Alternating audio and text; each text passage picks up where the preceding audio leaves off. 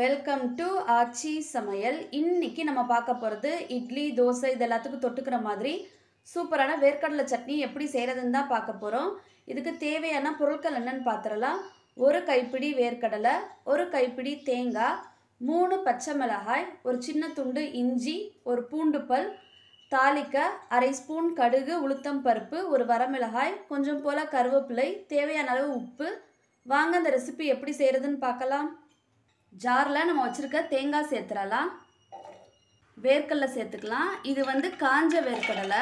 இதை நான் தண்ணி சேர்த்து 1 மணி நேரம் போல் ஊற வச்சு எடுத்து வச்சுருந்தேன். தண்ணி எல்லாத்தையும் வடிச்சிட்டு சேர்த்துக்கலாம்.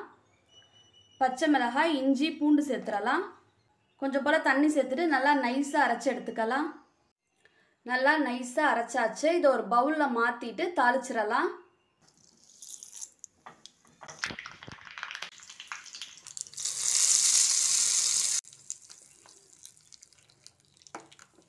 தாளிச்சதை சட்னியோட சேர்த்து கலந்து விட்டுறலாம்.